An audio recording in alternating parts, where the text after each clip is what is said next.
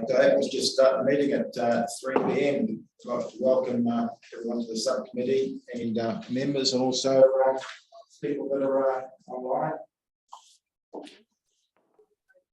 The apologies, we've got an apology from Her Worship the Mayor and Liam Anderson.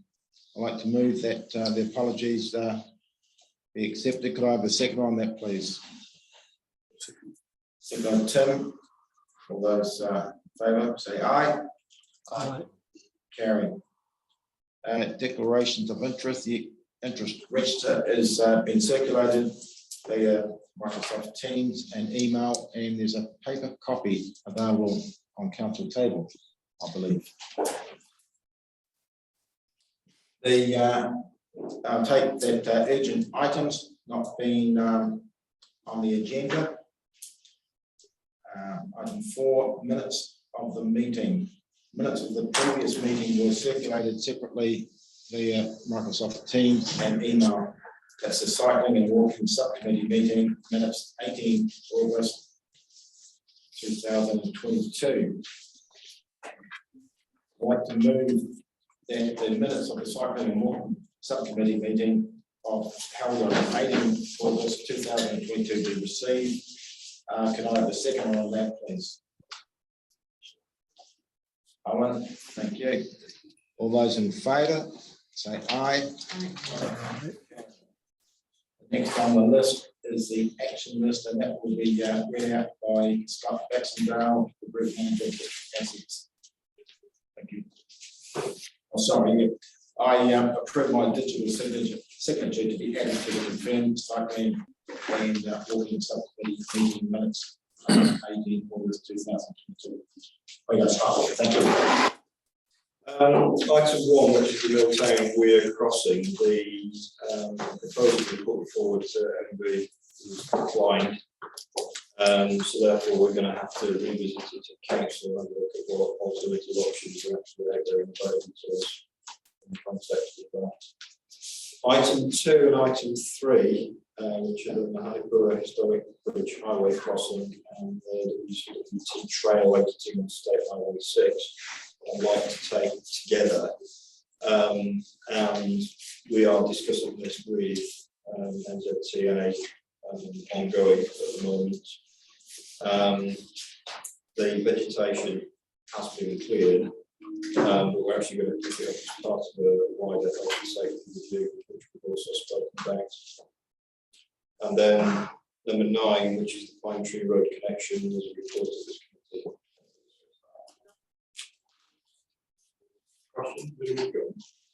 So last one was just that there is a report. Yeah. This is report, yeah. Just a point of clarification, everyone, in regards to the Weirs crossing. What the business case was declined was the North Arahua alternate route. So that business case was put to MB, but was declined eventually, primarily due to council's ability to make a significant contribution. So that has been withdrawn.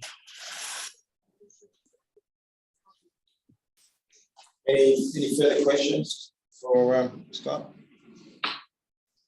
Thank you, Scott.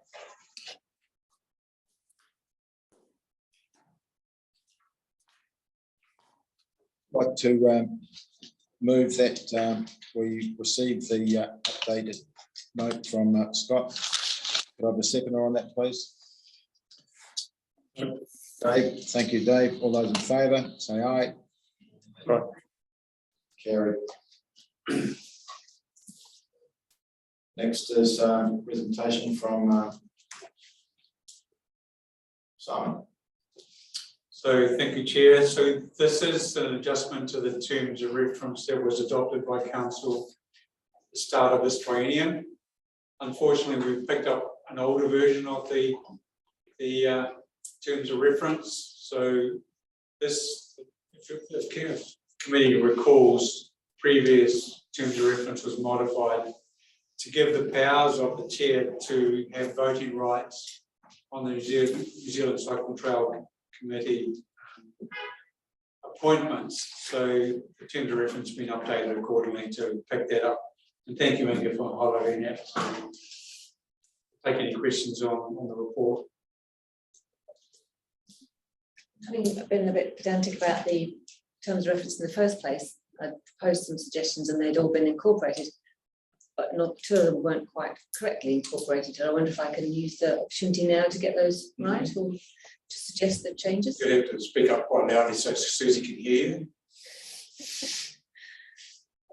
In the wording for the purpose, the current purpose says guide future strategy in decision making in regard to, which was not what the intention was. And it's similar, but what I proposed was to guide future strategies and decision making in relation to cycling walking. So the purpose is guiding the strategies and guiding the decision making. The wording of this is just a bit peculiar. Would that be okay to have that amendment? Does that make sense? So put it to the committee. Did everyone hear that? Okay. So there's some minor amendments regarding the purpose. So to reword it, you want to talk about the rewording? So the purpose is to oversee the governance of the West Coast Wilderness Trail and guide future strategies and decision making in relation to cycling and walking, as opposed to what was there. It's just a bit tidier and clearer. Both strategy and decision making. It's one word change. Strategies, plural. And decision, yeah, and rather than in. Right. Yeah. Yeah. It's pedantic, but it makes does it make better look sense. better. And you had another point? Another point, just a query actually, and maybe I've misinterpreted this. This is down under the delegations to the subcommittee, and the last bullet point under the last bullet point section. It says there's commissioning of reports on new policy where that policy program of work has not been approved by the council. Is policy program of work a thing, or should it be policy or program, policy and program? Does that make sense?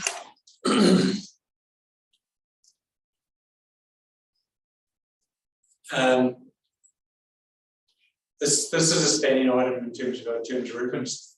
This committee is unlikely to get policy work developed. That's right. Yeah. So the intention is to make sure that this committee isn't going to lead. That's right. But is it? So commissioning of reports on new policy where that policy or program of work. I have to take that as a minor change. But just stick an or in the middle there.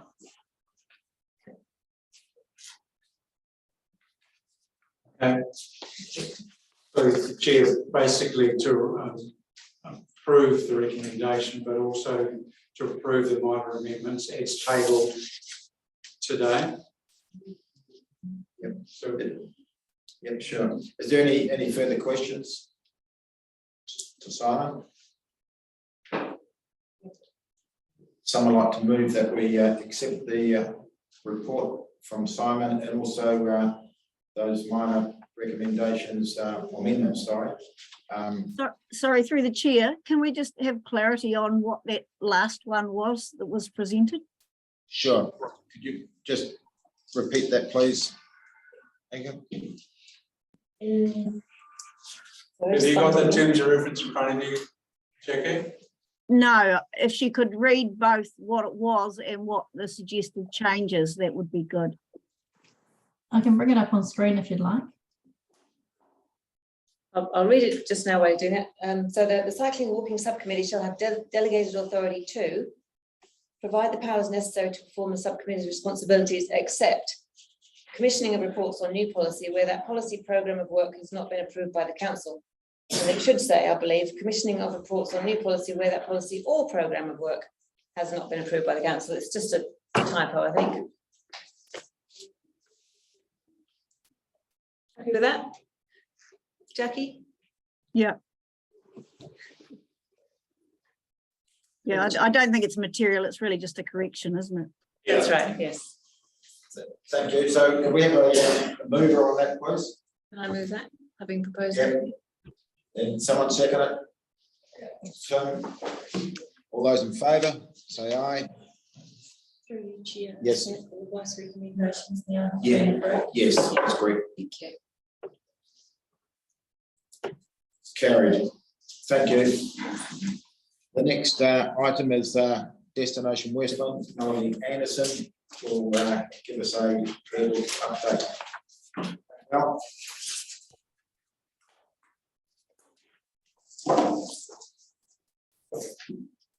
Kia ora koutou. So normally you have some beautiful pictures in front of you, but we don't have them today. So just very quickly, just some main points out of the last few months. A lot of work has been done repairing previous storm damage since October, and getting fixing things around new culverts to bigger culverts to ensure that the water flow doesn't get clogged. And in October, November, we had multiple storm damage to the surface areas. And as you know, recently we've had issues with toilets and shelters.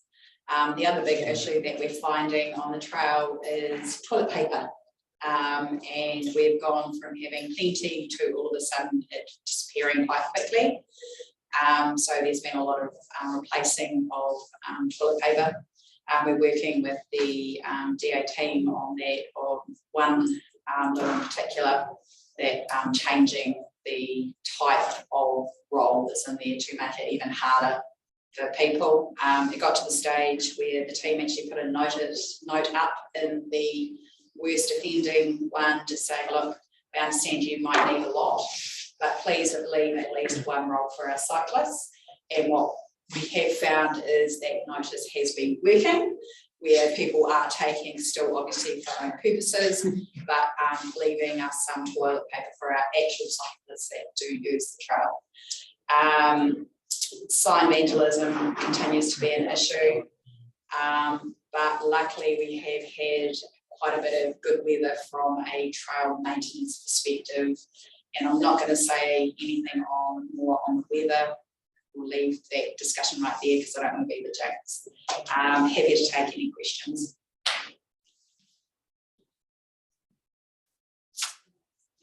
Question from, obviously, in terms of maintenance feedback, so do you get it from multiple sources? Yeah. Okay. Yeah, what, we do. What will those sources be primarily? Quite often it's our team on the track as well. They actually do get people stopping them if they see something, regular users. That seems to be a big one. It'd be really good if there was a more centralised way of doing that. But the minor stuff we do hear from actually while the team's actually out on the trail as they pass cyclists. Also very lucky to have operators talk to us as well. But yeah, no, that's. And I can confirm as an operator that we've really only been getting highly positive feedback about trail surface and signage this year. Good. Yep. Is Snap Sensor working? Does the messages come through that for cycling? Doesn't seem to be, we don't tend to get a lot through that. People don't really associate the trail With with council. council or Destination Westland. Yeah. It's not a connection they make in their minds. Not branded very well then. Yeah, the marketing campaign is. You might get into more trouble if you did. There was a missing mirror on the corner just past. Yep, we've got that. That was looked at way back in December. That was noted that borough sign. Yeah. Yeah. So I think it has been completed. Yeah. Well, no, it was that one we were waiting on apart. But yeah, no, it has been. So there's certain things that there's only so much that we can do in some of these things, and then some of it actually goes up to the DA team. So it depends on what it is, and things like that, because it's part of the asset side. They'll have to order it through their channels rather than ours. What did you say? DA team? District assets, sorry. Oh, sorry. Yep. Scott's team. Yep. I can confirm that there are other trails, similar trails in the country that suffer these same issues. We probably suffer them slightly less due to population base, basically. So there's nothing unusual there. No, what we have found though is with the increased number of camper vans, that tends to be our culprit starting up again. It'd be great to get some more some trail cameras. We did have one at one stage on a certain area, just to check what was going on, but some sort of cameras in some of those areas may help identify where some of these issues are coming from. Are you aware of any freedom campers camping up around the trails or utilising them? We suspect. Yeah, we've got a question, Mel, just a statement that, you know, I talked to a lot of people that use the trail, and it's just so positive feedback from them. You know, I think the, you know, the ride is just fantastic, you know, so it's really, really good work what you and the team are doing, so yeah, well done. Also just want to say that most of that track was actually built quite well, which actually helps us do our job. Obviously we've got a couple of areas that are problem areas that have been done a bit differently, but the actual original construction has made it so that we're not having to go right back to the core product, so that the original team who constructed gave us a good base, and then with the continued level and upkeep, it just means that we're able to maintain that. So it's something that, yeah, we just need to keep on. Yeah, well done, John Strange. I didn't physically do it, I don't believe. He's built other bike trails, but not that one. I know things built, wouldn't want to do it that way, and I know where they are. Any further questions to Through the chair, can I please also acknowledge yet again the good work that the team, that Melanie's team does, particularly Richard Green. We work closely on things. He fixes things incredibly quickly. Great to work with and does a brilliant job. So just again, acknowledgement for the hard work that he does and how quickly things get sorted. Thanks, Jackie. Just sorry, can I just add on to that just very quickly? One of the big issues we've got are people who actually go directly to Richard. Because we have scheduling and health and safety things to consider, we need to be able to program Richard and Caitlin and the rest to ensure that we know where they're going out. So we're changing the way that immediate actions are communicated to ensure that we are also following out all of our health and safety requirements. So that's just a little update. Good call. Thanks, Mel. Thank you. I'll go back and organise the rest of my meetings. Someone wants to move that. So like the weather's fine, Mel. Maybe I'll just my personal meeting received, please. Thanks, John, for that. Can I have a second, please? Thank you. Sorry, Chair, John's actually my committee. Yeah. I'm sorry. I was just saying, I was reassuring Mel that the weather's fine for Saturday. Oh, well done. Yeah. Thank you, Tim. Thanks, Tim. So the next report is from Jackie Gurden, Trail Manager for the West Coast Wilderness Trail. Have you, Jackie? Yep, thank you. Right. What I will do at the end of this is present you a summary of the January findings from the survey report. So I'll come back to that at the end of this. So several things I'll just update on. The first one I wanted to talk about was our voluntary activity fee. I know there is discussions being held nationally and at a local level about income generation for the trails, and the discussion about companies paying a contribution towards the trail. I want to just let you know that's already in place with a number of companies. We have set a fee about 4 years ago. It's a voluntary activity fee. When the trails were set up, one of the conditions put on them, and this is before my time, was that fees couldn't be charged. So we had a look at what was happening in some of the other places and decided on a voluntary activity fee. So a number of the companies are paying that at $10 a rider a day to us, and there are some that actually are asking their riders to pay that directly. So we're getting some good donations in from riders. So I think with some of the discussion I'd heard in the last few weeks, that there wasn't the knowledge there that this is already out there and happening on our trail.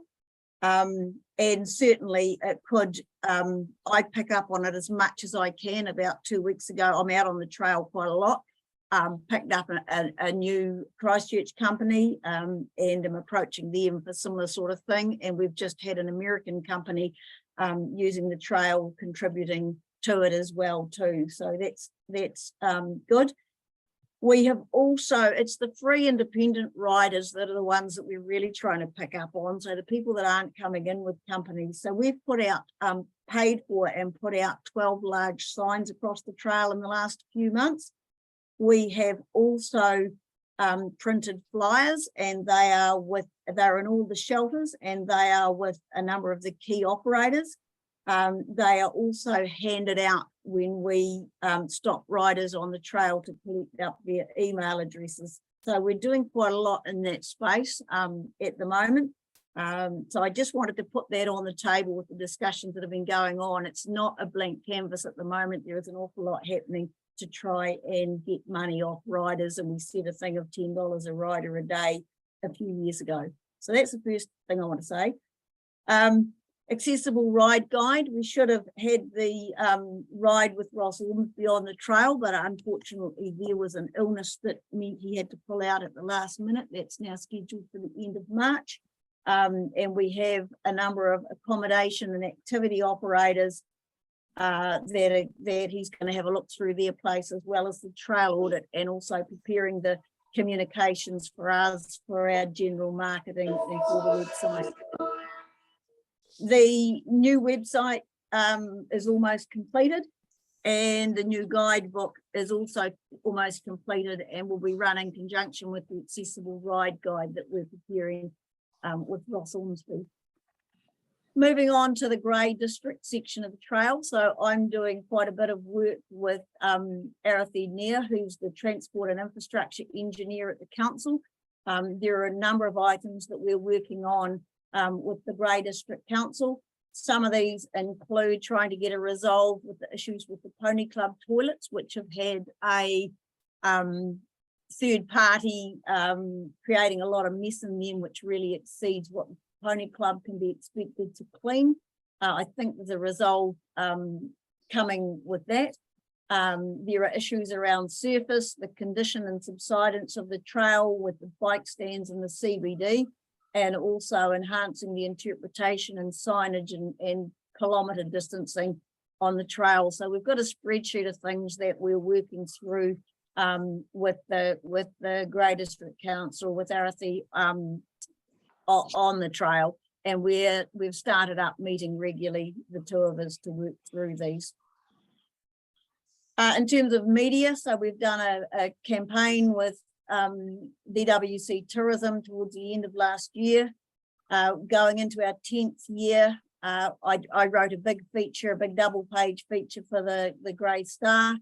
We hosted a Herald reporter down here in December, and that article was published a few weeks ago. And I've also been working with New Zealand Cycle Trails to update the content on theirs and Tourism New Zealand section, Cycle Trails section of the Tourism New Zealand website. In terms of our survey work, so this is an unseen body of work that happens on the trail all the time. We engaged a student to do some of the work over the peak time. I'm out on the trail a lot. I've also got a volunteer that approached me while I was on the trail, that's collecting up about once a week, collecting up emails out on the trail, and we have a number of official partners that are also contributing to that. And the results that I'll present shortly is some of the work that we get each month that comes off that. The Mahinapua Lookout, so obviously working between the Western District Council and WSP, a contract has now been issued for the design of that lookout. MB and New Zealand Cycle Trails audit, so there was an audit ride undertaken. The company doing it required a whole lot of information that the council supplied prior to Christmas, and there was an audit ride done in February, and I understand that the results from that will be a few several months away. Mind you, I've just had a call before the Zoom meeting from that company. Just a little thing, the Pelton Wheel down on Wards Road, so the industrial park is looking at taking over the ownership for that, and we're preparing some interpretation panels. I'm just doing the funding application for that now. So those are some of the key things that we've been involved with. There's some fairly meaty projects in amongst that. Yeah, so and things that, you know, don't happen overnight. So lot happening in that space. I was going to flick through the January results from the cycle trail. I'm just wondering if Susanna can bring that up for us, please, and I'll just talk us through.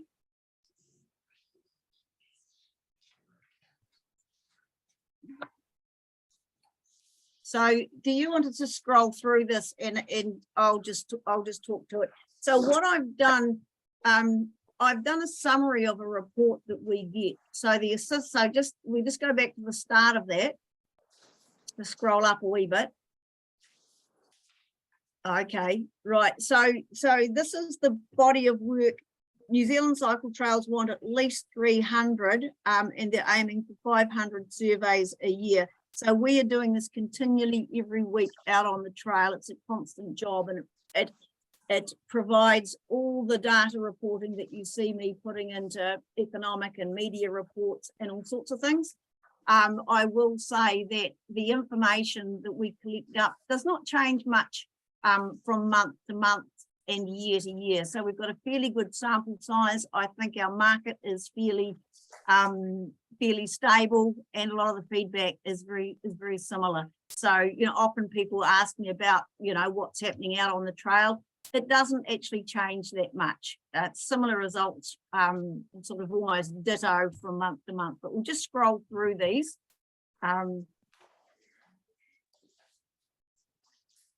So that's the satisfaction rating for the trail. It is very high. We get very, very good feedback on the trail, and I think you know, it is the standard of the trail. It's the overall experience that people really, really enjoy. So that's looking pretty good. Can we just scroll to the next one? And some of them I'll just skim through quickly. So our net promoter score. So, and the comparisons here, the sort of light bluey green line, teal line is our trail, and the yellow is the benchmark across all trails in the country. So we usually sit above that, the average of all trails with a very high net promoter score. Scoot in the next one. Now, looking at the next graph, it's who's riding what sections of the trail. Now, this is influenced a little bit from where the survey data is collected from. So we're looking mainly at January here. So we had someone sitting down here for quite a bit of the time at the Canary Landing. And so there will be a slight increase above this in that particular section of the trail. Whereas if people are just doing the Greymouth to Kumara section, you know, there's a bigger chance that they will have been missed. But I think it does give us an indication that the Kawaka and the Mahanapua sections are very popular sections. So we'll just scroll down again. Scenery, so the same things come out, the quality of the trail, the scenery, these are things that people really like about the trail. We'll scroll again. So just stopping there, I just summarized several pages of highlights, a lot of repetition there, positive comments, the scenery, the whole experience, the people on the trail, the quality of the trail, the interpretation panels, the accommodation. You know, they're all the sorts of things that are commented on as highlights. We go to the opportunities, and we'll just scroll down a little bit further to my summary of the comments there. So we sometimes get comments about wanting water on the trail. Constantly we get the removal of the trail off the road. We always get more toilets. We get better signage. It's interesting that we get on the good side, the signage is really good. And then on the could be improved. We need better signage, and the same happens with interpretation. There are issues around accommodation.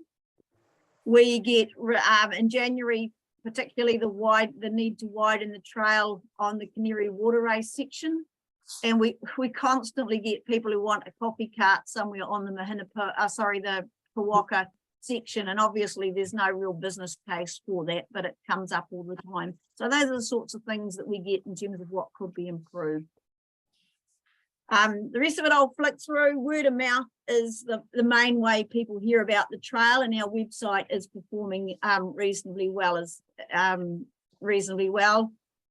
Word of mouth is something that you'll get on almost any sort of visitor survey. Scroll again. Just scroll a wee bit more because the titles are at the bottom here. So when we look at this particular graph here, the bulk of our survey work comes from people who are visitors here. So it is always skewed that way rather than people that are actually living here, because we're getting it off our accommodation operators, but we are doing it out on the trail as well. But certainly a lot of people, most people are visitors to the area. We'll scroll again. The main reason for them coming is to ride the trail.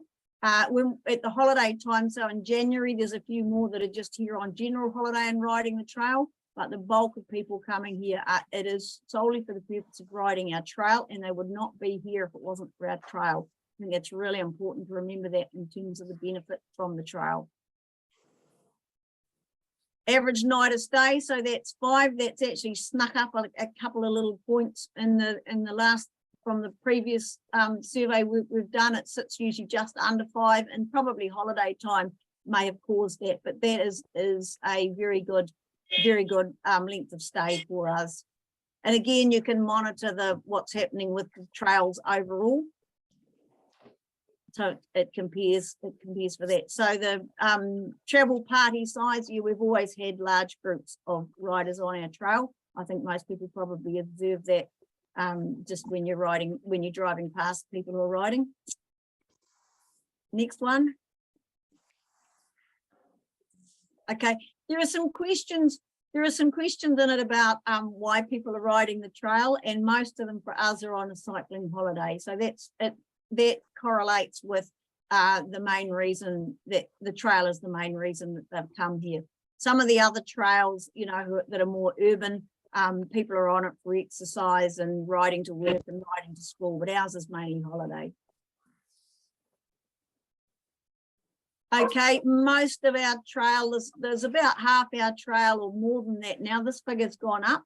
When we first started doing this before lockdown, 17% of the trail was e-bikes, and then it pushed up to about 50, and that was after the lockdowns. And now we see that figure has climbed even further with e-bikes on the trail. So becoming incredibly popular, and we're seeing quite an exponential curve on our trail of the uptake of e-bike use on our trail. Okay, and our trail, huge, 4 days. Most of the people coming here are 4 days. There are some trails that people are only on it for 1 to 4 hours, and they're probably more of the urban trails, but ours is a long stay, long ride trail. Obviously not as long as Alps to Ocean, but yeah, people are 4 days on our trail. What have we, and then now there are a number of questions that get asked about the facilities on our trail. Mostly we rate above the New Zealand average for trails, and you'll see that as indicated here. So that includes all our accommodation and bike hires, guiding, the whole thing sits pretty highly. Right. And this is where we actually look at ratings, everything from sort of our website, our brochure, New Zealand Cycle Trails websites, they're all high ratings. We'll scroll again. We'll just go through these quite quickly because there's a lot of them. Yeah, we'll keep going.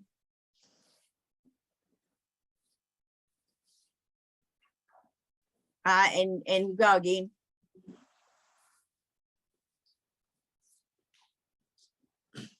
And then, yeah, that we'll just go back to that last one.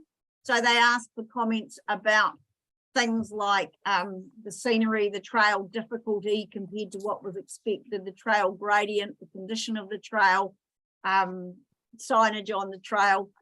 And I think this is endorsed, you know, the comments that Melanie made and about the quality of the trail, it's endorsed in this way. I think Dave made a comment as well. It's endorsed through our survey work as well too. And scroll again. I won't go into detail with this, but they've included a whole lot of wellness questions in their questionnaire. So we're getting feedback on, you know, if it has improved people's, you know, feelings about themselves and awareness of history and things like that. So that's coming through the questionnaire now. There are a series of questions about whether or not people have had accidents on the trail, and we are picking up on these and we are following up. So this is where I communicate back through with Vicky Price and we follow up. So we are picking up breaks, broken ribs and wrists, and not too much, but some of that, and that's where some of it too is not necessarily been reported through to us. So that's where we talk to the people who have reported this on their surveys, and we find out whether they were FIT riders or with a company, and then look at following that up. And our expectation is that, particularly with the companies, that they are reporting this information through to us, because it then helps us work out where we've got issues on the trail that we actually need to address. So it's good to actually get this information. They only introduced this probably about a year ago, and we can now follow up on it. So it's pretty helpful stuff. But we'll scroll again. We'll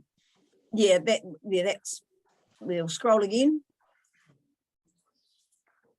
What we find is there are slightly more women than men on the trail, and this comes up every single time. So the demographic is slightly more towards female, and that's consistent. Go again. Age. So if you look at our age there, we're definitely that 60 to 70 age group, and then it's usually 50 to 59, and then our over 70s, and then our younger market. So certainly we are an older market that is probably more willing to spend, and we probably get less damage. I'm making some assumptions here, but it is a market of people who are there to really enjoy themselves out on the trail, and probably an ideal visitor market for us. So yeah, and I think that is also aided by the fact that we're a grade 2 easy trail. And they can ride it, whereas a lot of our riders couldn't do things like Old Ghost Road. They'd sit with a much younger market of people. The internationals have come back, and we see that in this graph here, this image here. New Zealand, if we scroll through the New Zealanders obviously are still our main riders, and it's usually primarily it's Canterbury and then Auckland, and that hasn't shifted either. It is still sitting with that demographic for our trail. And then, yep, Aussie's back. This is just telling us where the Australians are from. I think we're nearly there. In fact, that might be the last one. So that's the sort of information that we're getting back from all the survey work. It doesn't change, as I said, much from month to month. But it's pretty valuable information for us. So that's really the end of my presentation. I'm happy to take any questions. Through the chair, Jackie, is there any income derived from events on the trail? Yes, there is.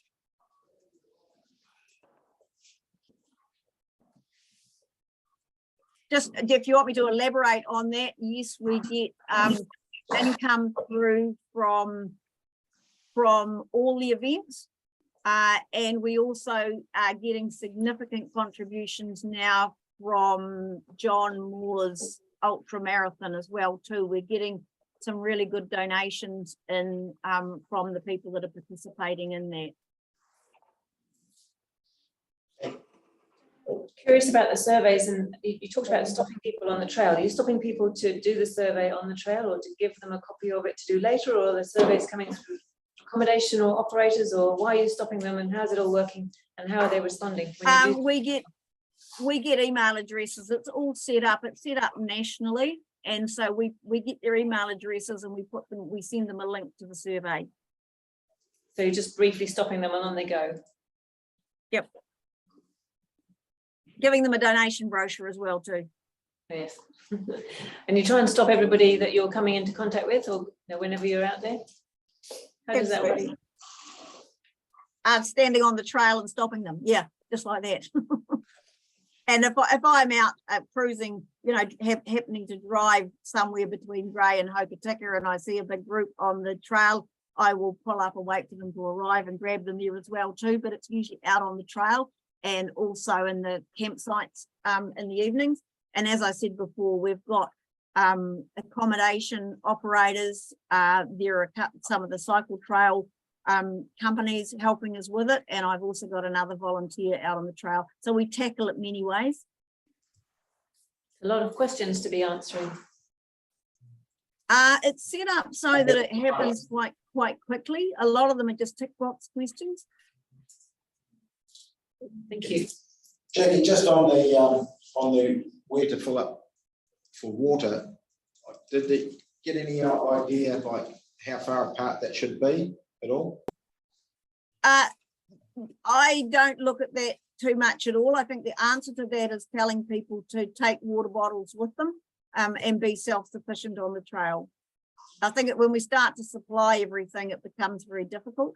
And I think when most of us go out for a ride, we usually take 1 or 2 water bottles with us anyway. So I think that's what we've got to encourage, is that self-sufficiency, self-sustainability. Very good point. Yep. Any further questions for Jackie?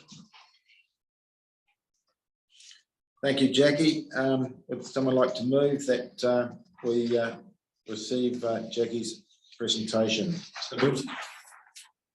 Dave, second, thank you. All those in favour, say aye. Carried. Thank you.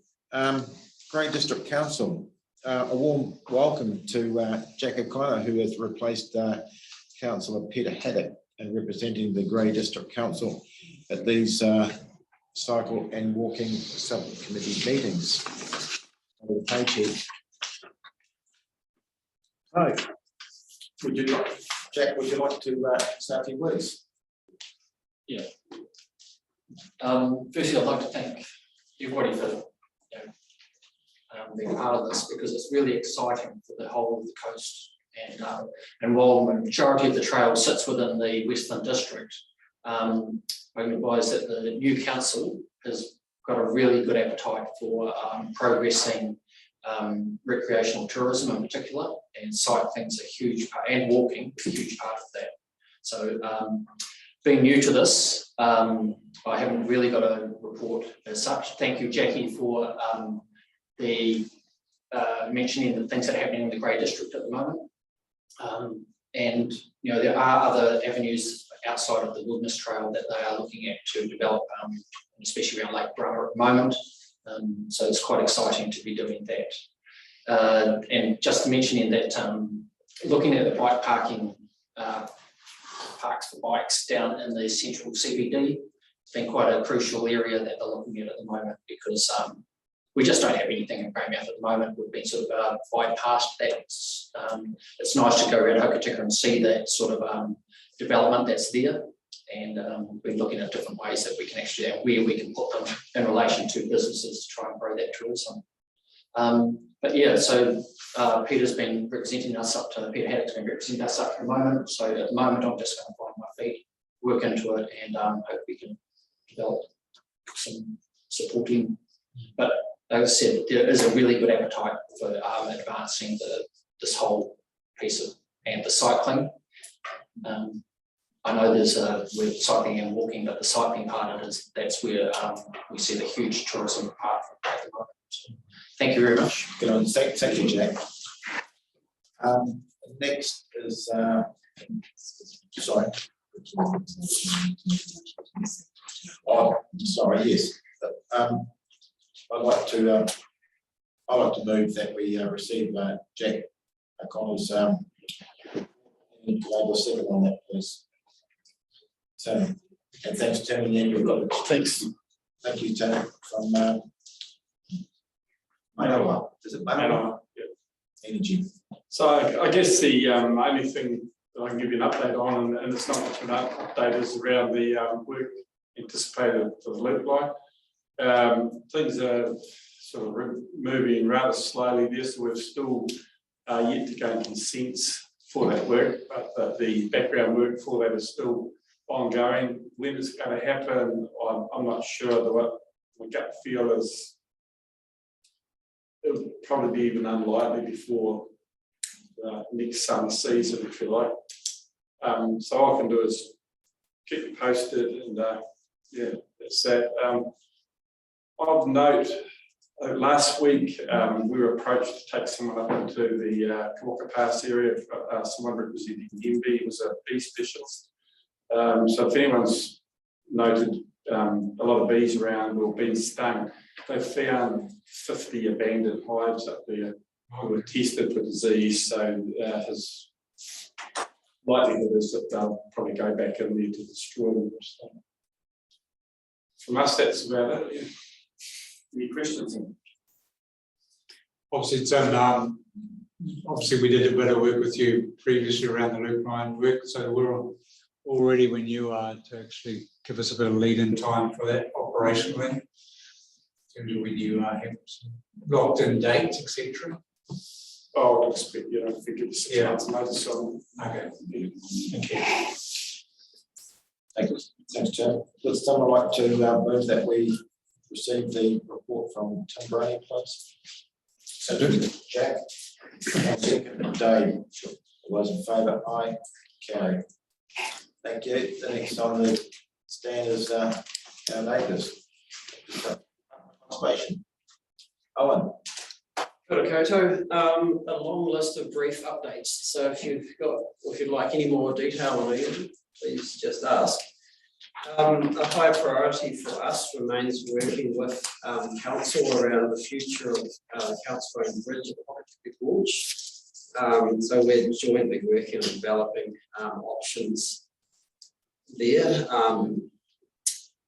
either replacing or maintaining an interim period. Currently, a significant investment is required to secure the future of that bridge beyond October this year. So, yeah, fair time pressure to work to on that one. Over the summer, we've had a couple of near drownings at the gorge. People swimming there, so we've got new signage imminent. They'll be installed in the next few weeks, and it's been designed to basically match the signage that Water Safety New Zealand use, so common messaging, visual signage as well. Some of those people having close calls have been international visitors, so the written signage doesn't necessarily work for them. On the Te Araroa Trail in the Taramako, so the online mapping for LINS has all been updated now, and some rerouting work has been undertaken to get some of that trail out of the riverbed and more into the forest, just to future-proof it and give a better experience. We've been. Which part? Where was that? At the lower end of the Taramako, there's been some rerouting out of the riverbed and into the forest, just to give a better experience and future-proof against any river erosion. We've been working with the landowner to improve access into the Taurawa and Kokatahi River valleys. So we've reached an agreement that should give some fairly consistent access and alternate access when cows are standing off in some of those raceways. So again, new signage is going in shortly, just making it really clear on people that there is access. This is where you park, this is where you go. That's a big improvement. Similarly in the Whitcomb, earlier days for improving access there, but we are working on that.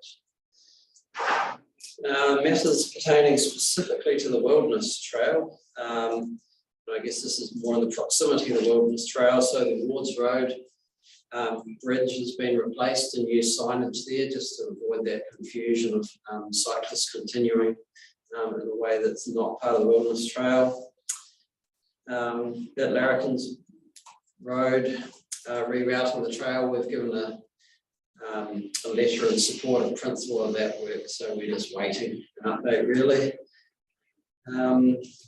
We've received the designs for the boardwalks on the Mahanapua section, and I think we've provided feedback on that if we haven't to do shortly. That's mostly around some subtleties on how the handrails need to be. The former Trappers Rest site, a lot of this stuff that's at the site now has been removed, and the family are continuing to remove that. So there's a bit of an opportunity there if the Cycle Trail Trust is interested on PCL to look at how that land might be used in the future.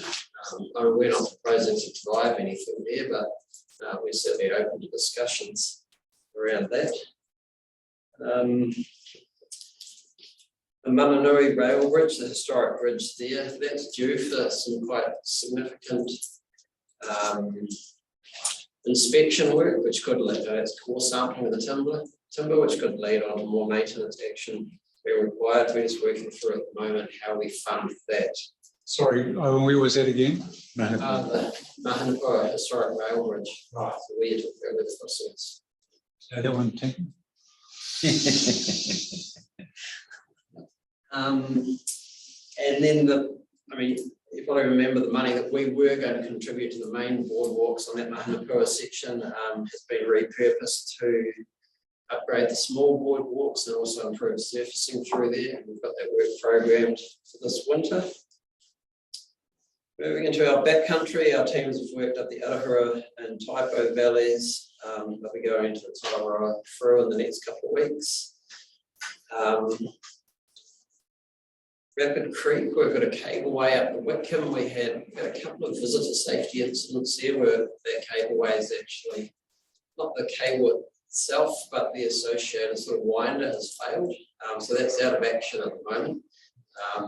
Gear's coming for that this week, and actually next couple of weeks we'll get that back up again. And lastly, on Wadeson Island, so the Jobs for Nature project there we're doing with District Council.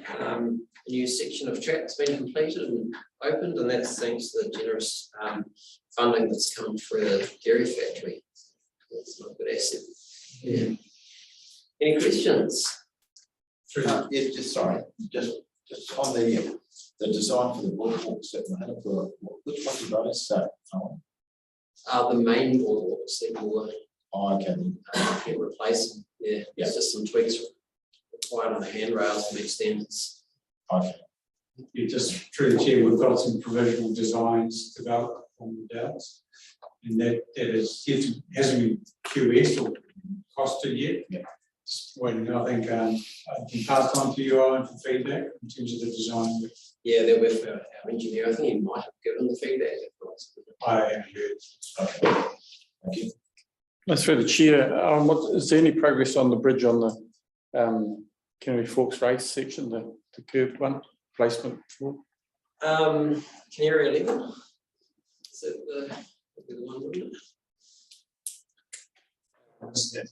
So the curved bridge on the Canary Forks race?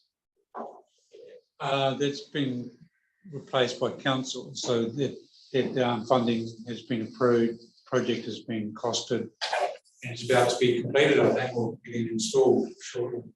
So the Dells are doing their work as well. Just through the chair, just a question regarding, I understand you're doing some assessments of docks, waterways, structures. Is that correct? I couldn't tell you that. Sorry. I understand that you also that your team's taking a lead on reviewing some of your structures on the Canary waterways, the ones that you own currently. I have to come back to you on that one. No, okay. Just to get some clarity on that Canary Forks one, are you referring to the structure from Lake Canary towards Road? Yeah, good stop. Yeah, we're on the same page there. That's good. Any further questions? Yeah, just a comment and feedback on the Ways and Island track. It's great, it's really lovely. And some people told me yesterday they'd seen people in a car and it might need a bollard at one end. Early on, when it was first opened, I think it was possible. I think that might have been changed. On the inland end, I think you could still go to Right. Yeah, questions? They've tried to go in from both ends of the airport track as well. They've been pulled out. Cars. Thanks, Owen. Would someone like to move that we receive the report from Owen Kilgore, please? So look, David, and second, Jane. All those in favour? Aye. Carried. The next report is the Rena Anuku. I think I pronounced that right. Pretty good. Away you go, Ingrid. The Outdoor Access Commission, Helena Anuku Aotearoa, covers all sorts of access to the outdoors, walking, cycling, horseback, all sorts of things, hunting, fishing. So I did a little written report just with a couple of things, which hopefully you've seen there. And I just thought with some new people coming onto the committee, it was worthwhile just reflecting and reminding about the whole that moved on from the cycle trail. Just thought that was why I and the Mountain Bike Club were invited to come along to have that part of that broader conversation. And it's great to hear those the broader look at things for the district coming through from Owen and from Tim, sorry, and others. So yeah, that was really positive, and it's continuing to be positive. And it's something that just came up at the last meeting. We were just interested to see how the racecourse development will go, and ensuring that could be a really valuable hub for the district, for the town in particular.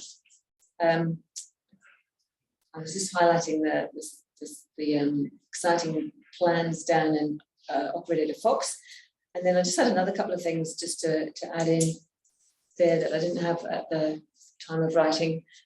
And the previous minutes, I noted that I was just referring to a couple of locked gates across Legal Road, and one of them we've looked at a bit more carefully and decided that the formed part of the road is actually in private land, so requiring the removal of the lock there wouldn't actually be effective because you'd immediately be into private land. So we've had to sort of leave that one for the time being. That was access to Mirror Creek, but the other one at Ruatapu, still working on that. And hopefully we will be moving that one forward after the wild foods. I've just heard back from Mark Dixon that I should be contacting Matt Sisson. So I'll get in touch with him when he's got through the wild foods and out the other side. And hopefully we'll get that sorted out before the next meeting. So we won't keep adding to the 7 years and counting to try and resolve that issue. And the other one was just, I don't know whether Earl can perhaps, sorry, Scott, my apologies, Scott, could elaborate on this, but there's this chap, Rog Tolley, coming to the coast, who is the sort of, let me tell you who he is, an experienced consultant in the field of active sustainable transport, nominated in the top 50 of the world's sustainable transport heroes. Extraordinary creative people who over the last decades have led the way in the uphill fight to sustainable transportation, sustainable cities and sustainable lives. And he's coming to the West Coast soon, and I just thought it might be something, if there's an opportunity, that people in this group, this subcommittee, might be interested if there's an opportunity to hear him or walk around workshops. Thank you, Inga. So we have taken that on board. We actually have invited him to be presenting to council and also offer for a walkabout too. So the invite is about to go out from council to this committee, plus any other interested parties. We are proposing that there's a 5 PM open invite to anyone else that would be interested as well. We have taken it on board and taken it up. George, I would like to say that the Rod Tolley, I have had the experience with him before. He is excellent, very down to earth. He takes a nice view. He'll actually do a walk around. He'll give you a presentation of the district and what he's spotted from his eyes, and very knowledgeable on the field. So He has been to Hokitika before, and we've actually done a walk around previously with him. It's about 5 years ago, the last time we visited. I wouldn't say there's a lot of change, but it's a bit of change that is happening around the CBD, particularly that he'd be interested in. It'd be good to tap his brain in terms of other opportunities, definitely.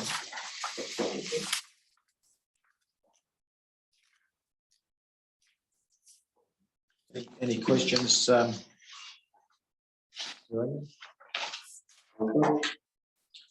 Someone like to move that we receive the report from Tango, Jane, and sorry, Tim, was it? Yeah, thank you, Tim. All those in favour? Aye. Carry. So the next report is from the Westland Mountain Bike Club, and that's from Dave Ritchie. Mr. Chair, is your preference for me to stand or to just It's sit? entirely up to you, Dave. I think you've got a very clear voice, so I can go from here. Okay, I'll do my best. So Dave Ritchie standing in for Liam Anderson on behalf of the Westland Mountain Bike Club. A couple of disclosures that wouldn't be in the list in there. Ops manager at Cycle Duty, so commercial operator in town. For the trail, I'm deputy chair on Destination Hokitika, and I'm chair at Westland High School. A couple of things, just following on from some of the positive publicity that Jackie spoke about, Hokitika and the cycle trails here in general. Got a big piece in Kia Ora magazine on New Zealand in March. Really nice spread. So we are known as a destination for cycling. Yep, or becoming known, which is great. The Mountain Bike Club's contribution to that. Some of you would have seen the strategy document, inverted commas, that we gave to WDC a year or two ago for the long-term plan, and we're kind of continuing with that. And so one of the major points in that is to improve the link between town, the CBD, as we like to call it, and Blue Spur trails, and actually on Blue Spur is to be moving closer to the golden ratio, and I'll talk about that more in a moment. But in terms of the trail work that we're doing, the most recent trail completion project was a thing called the Wormhole, which is a portal to another space and time, which takes out one of the more depressing gravel road uphills on the spur. And so now so rather than climbing up a steep gravel road on your way out of the park at the end of your ride, you ride up through a beautiful old bench trail, which is probably from a logging area thing in the 70s, and or possibly beyond that, taking it, kind of being able to see that and moving gently up through the forest, and people really enjoying that. Just really changed the way the forest operates. So you can ride in there pretty much without having to touch a gravel road, except for the entry. So that's on our list of things. It's a big project though. Really great to see the work done on what we call the Brickfield link, which is a bit behind the airport there and up to Brickfields. Noting that there's been some significant work done in there. That will look much better over time. A plea from the club. I know it was on the radar of some people at council that a realignment there of the trail to take some of the gradient out would be a great thing to do in terms of linking the town to the trails. It's also, it would mean that people who are riding up to the Blue Spur wouldn't have to ride the two left-hand corners on Ho Ho Road, which are pretty dangerous if you're on a bike.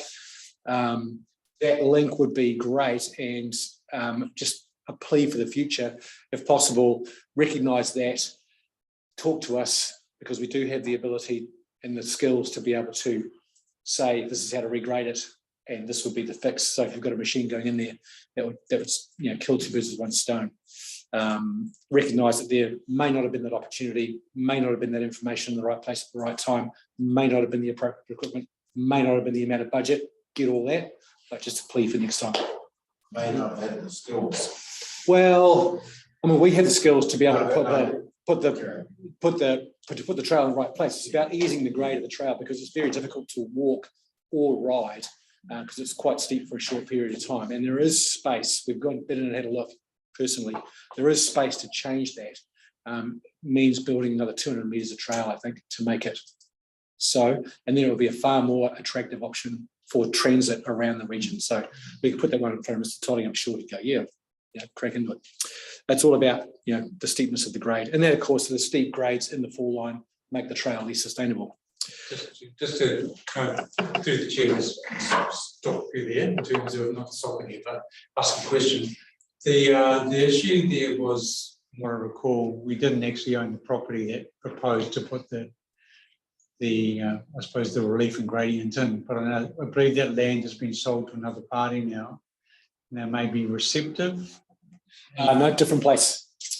You're thinking about behind the race course, and I'm talking about Brickfield Loop behind the airport, behind the airport. Oh, So two different things. Yep. So can I provide some clarity? So the piece of, so just the piece right behind the airport, well, behind the airport, behind the industrial drive, the section there that links up and then the very last moment goes straight up and joins Brickfield Road.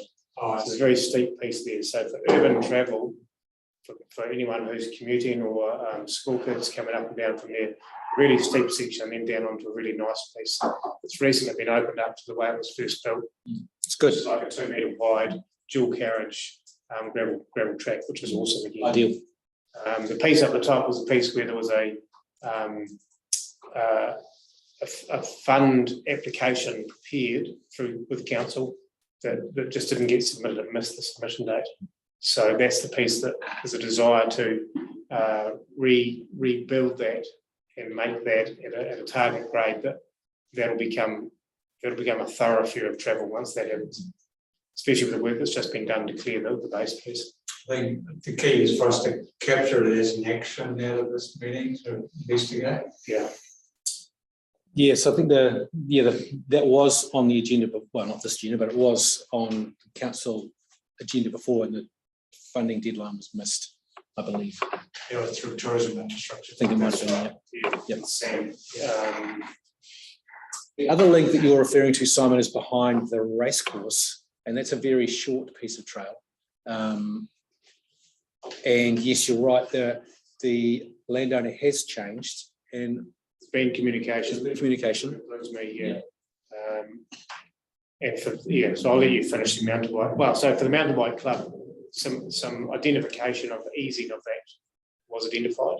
And that's sort of sitting in the wings, pending some communication or confirmation regarding landowner risks and ownership and easements and those kind of things. So there's a bit of a communication to have with Inga from her body of knowledge with that, and the third party kind of independent advisor, if you like, to one side in those situations.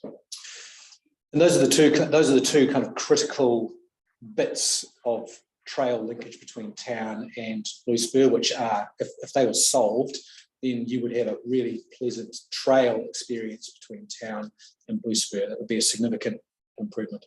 And then into the Blue Spur track. Yeah, and the final piece of the puzzle would be to go from Stations Restaurant up into the park itself without having to ride up the Ngātahu-owned steep, rocky gravel road.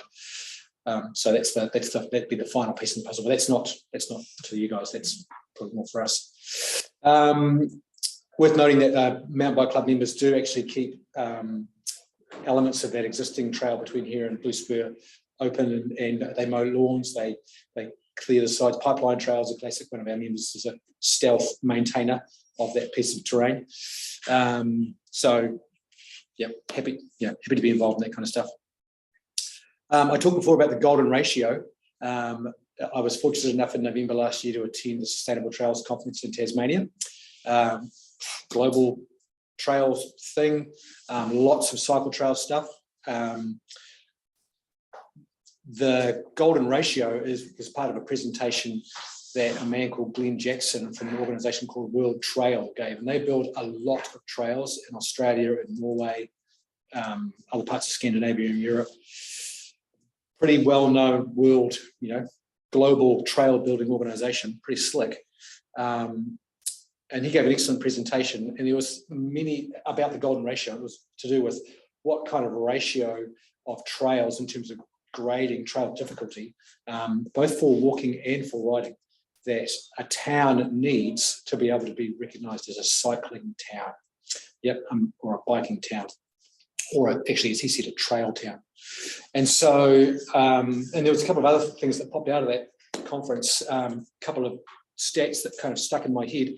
Only 25% of riders in Australia and New Zealand want to ride a multi-day trail.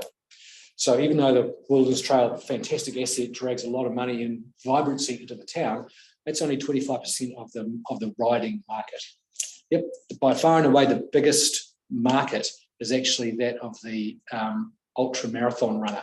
And so John Moore's event on the trail here is far more kind of fitting with the larger market that's out there. It's quite remarkable how much more, bigger kind of walking and running events are than riding events. So there's, I was interested about that as well. Yep, there were some really large events out there that 100-mile, 100-kilometre runs that peaked at huge events. So that was interesting. The Australian market, which we're beginning to see arrive here in town, so I can see it with my kind of cycle trail hat on, is actually not the people in Australia who want to ride this kind of trail. They're tiny compared to the bulk of the Australian market, which is people in there between 35 and 45, and they're looking for non-multi-day rides, looking to go on a tour of some kind, so ride around a bunch of different areas and ride day rides, and they're looking for slightly harder rides than we currently have. So Blue Spirit probably more entertaining for those people. So there's definitely a shifting of the market that we're beginning to see, because those people in the kind of 35, 55, that's the leading edge of the millennials right now. The millennials are turning 40 right now. So you're starting to see that happen. That's the thing. Really would be super glad to kind of present the proceedings from the Sustainable Trails Conference to either this committee or council or whoever's would be interested in there. Some of the other stuff that was talked about there, talking about town infrastructure, the things that make a town a trail town, messaging and accommodation, and just in terms of getting money, kind of extorting money out of the public for trail maintenance. A really fascinating effort that's going on in Australia right now called Wayfarer, which is an alternate to Airbnb as a platform, and the community can buy into Wayfarer as a platform, and a part of the, long story short, a part of the booking fee from Wayfarer can be directed towards projects in the community that the community decides on. A really interesting business model that was kind of sub-Airbnb and much better for the community. There was much just around messaging and accommodation, trail design and trail assets and how the golden ratio and what those look like. And then maintenance was the kind of unspoken bogeyman in the room, but there was some really challenging conversations around that.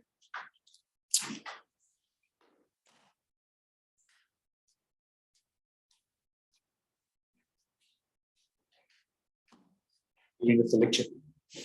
Do we have a golden ratio? So up on Blue Spur, so that's we're getting closer to the golden ratio. Much of our work, kind of our strategy, the Western Mountain Bike Club Trail Ferries strategy, is to bring us closer to the golden ratio. The golden ratio is some beginner trails, a lot of intermediate trails, some advanced trails. What we probably have right now is a plethora of advanced trails, and what we're doing is kind of leaving the truly advanced trails because they're really good, and bringing the older trails that were built years ago that are too steep in places, both up and down, too narrow. We're just widening those, easing the gradients, making them flow, smoothing the trail surface so we can have more beginner intermediate riders finding pleasure in the park. Part of that strategy has also been to build climbing trails that aren't steep, so you can kind of wheel your way back to the top of the park again and get there without really feeling all like that. So I took a couple of beginner riders in there last week for a ride. We rode for 90 minutes and we never had to ride the same trail twice other than the climbing trail.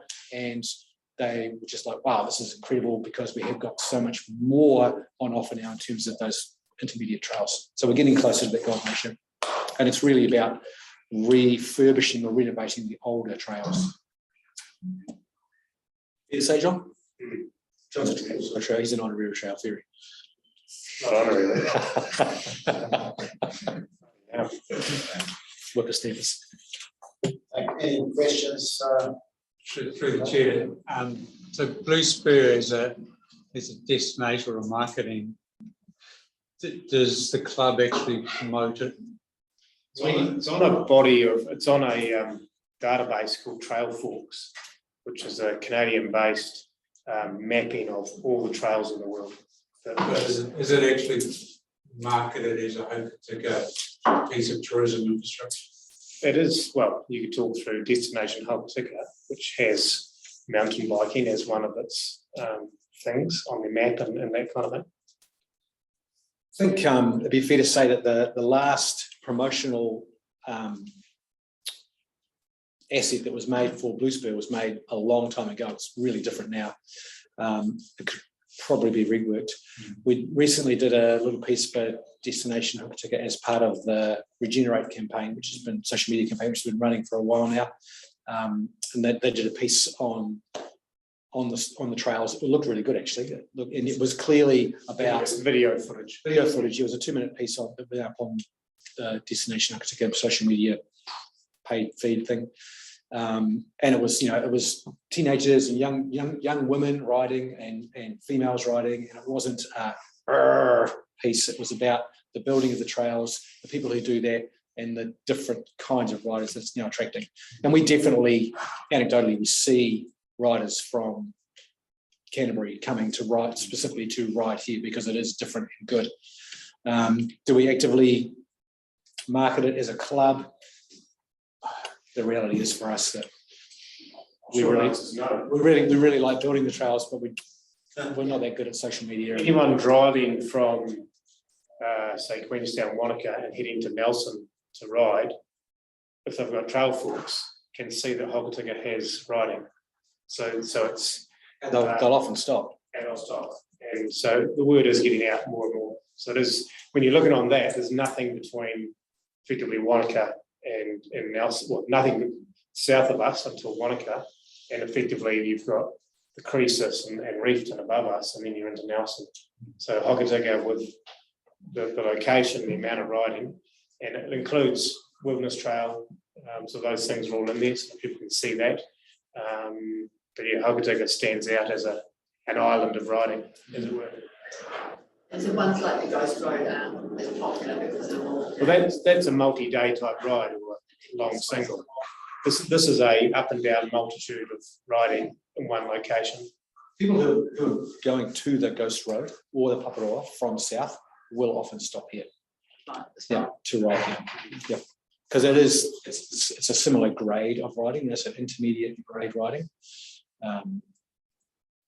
But it's a thing you can stop and you can ride for a couple of hours and have a great time and then carry on driving. One more question from me, and it's probably a touchy subject. It's in Tahoe Forestry Block, is that correct? Correct. And you've got a long-term agreement with Tahoe? We do. And are they even going to clear that area? Yeah, we have been speaking with them recently about their logging plan. It seems like some logging is going to occur in the next year or two, and that's low down on Tuckers Flat Road, so it doesn't really impact the trails a whole lot. It might impact access from the Canary side. The majority of the forest is going to be logged in the next 10 years, something like that. So there's still time, and there's also, the trail still has plenty of life left in it in terms of what's in there right now. But we're definitely considering, how much more we build, because we can only maintain so much. And one thing that came out of that conference, it was very clear, was that maintenance is key. So when you get feedback like that from Mel and Jackie and the riders on the Wilderness Trail, it's a great trail to ride. That you can't lose that. So if we were to go in there and build kilometres and kilometres of trail, we simply wouldn't be able to maintain it. And that was definitely the message we were getting from some of the trail towns in Australia. They've got 120 kilometres of trail, and they've got 6 people working full time. They can't keep them in one piece, basically, that breaks their bodies. And if you use diggers to do it, it becomes a fun park and not a wilderness experience or a nature experience. So hand-built trails are definitely the higher end of the experience. and having too many of them gets too hard. So it's a balancing act between people arriving and bringing joy and kind of people to the town, energy to the town, and then so many people arriving that it's just absolutely smashed. Rotorua is probably on the slightly smashed side. You can definitely see, I rode there recently, and the quality of the trails is high, but they're definitely suffering from a lot of use, and that diminishes your experience. One final question, I'm sort of hogging that. Last time we had a committee meeting, Liam indicated it was an event likely to be occurring, some sort of significant. Went to Christchurch. It was a nationals cross country race. It went to Christchurch. We asked for feedback, but they never got back to us. Okay, so you lost the bid for that. Lost the bid for that. The other thing that might happen is a thing that I'm calling Dig Teams, which started out as an opportunity to bring a volunteer trail building symposium. Come to Hokitika for the weekend, dig some trails, talk about trail building, drink some beer, ride some bikes. As I've talked to people in the kind of mountain biking scene about that, it appears that a much larger discussion is needed nationally, in fact, around trail grading, trail construction, mountain bike park management. It's a different beast than what I initially imagined. And so at the moment, I'm internalising a complicated situation inside my head to try and figure out how I handle that. So there is a national organisation around mountain bike clubs. There is, but they are very focused on competitions. Yes. Yep. And so there's not actually anything to do with trail building. It's a little bit fractionated, and there's definitely some spirit in the discussions out there. So I'm wondering if I really can be bothered putting together a conference or a symposium for a weekend where people can come and argue with each other. I'm not sure I want to do that. just in terms of health and safety, like who's sort of there's a fatality on that land? Great question. It won't be you. I'm just asking. So the Mountain Bike Club is responsible for constructing and maintaining the trails, and we do look at the trails from a safety perspective, but people ride there at their own risk. Yep. So how do you convey that message to them? I just know that. How do we convey that message? How do they convey it? I don't know. How do we convey that message, Sean? Well, the sign that we're currently working on, having signage designed to be installed at the top and the bottom of the forest area in conjunction with Ngāi Tahu, that will talk about risks. Because one of the risks for the forest is that there's no official signage for Ngāi Tahu forestry noting that people are going into their land. So part of the signage preparation that we are preparing will incorporate some of their health and safety messaging. Access into any Ngāi Tahu land should be by permit. So we as a club have a permit to access and to build and maintain. Anyone who's doing firewooding or what have you is meant to have a permit. So everyone who goes in there should actually have a permit by law, as per their arrangements. Many or most people won't, because it's used as a common recreational area by town for walking, motorbikes, all those kind of things. So a lot of users will be going in there not really aware of what they're going into. So we do our bit at the moment of managing our trails and our trail condition and network and structures, the handful of structures that are in there, to effectively best practice. And there is some guides on best practice for trail maintenance through an organisation. Is it Aotearoa New Zealand? Recreation Aotearoa. Put out some guidance on trail auditing, trail management. I'm actually the club's safety officer. So do look at that with a certain lens. There's no defined qualification to be a master trail builder, for example. Not for that. Thank you. Any further questions? All I right, don't way longer, should sorry. sorry. So could someone move that we receive the report? Can I just ask, I'm sorry, I apologise, Mr. Chair, can I just ask, is there an opportunity to bid for that event next year? Is it an annual race event thing? Could it come here again? Yep. Is there a chance to bid for the event? Oh, sorry, yes. Is it an annual event? Could it be here in the future? It could be, yeah. Great. Good luck. Thank you.